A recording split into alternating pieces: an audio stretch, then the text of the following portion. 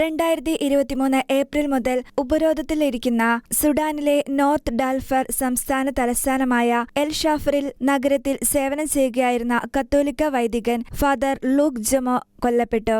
June 13 പുലർച്ചെ 3 മണിക്ക് L ഷാഫറിൽ വൈദികനും മറ്റ് 2 യുവാക്കളും വെടിയേറ്റാണ് കൊല്ലപ്പെട്ടത്. ഇവരുടെ ആത്മശാന്തിക്ക് വേണ്ടി പ്രാർത്ഥിക്കുവാൻ സഭാ നേതൃത്വം ആഹ്വാനം നൽകി. ജനുവരി മുതൽ ഫാദർ ജോമോയെ നഗരം വിട്ടുപോകാൻ സഹായിക്കാൻ അവർ ശ്രമിച്ചിരുന്നുവെന്നും എന്നാൽ മിലിറ്ററികൾ തടസ്സം നിന്നതിനാൽ രക്ഷപ്പെടാൻ കഴിഞ്ഞില്ല എന്നും പറയുന്നു. മാനുഷിക സഹായം അനുവദിക്കണമെന്ന് ഐക്യരാഷ്ട്രസഭ ആവശ്യപ്പെട്ടിട്ടും അത് നിരസിക്കപ്പെടുകയായിരുന്നു.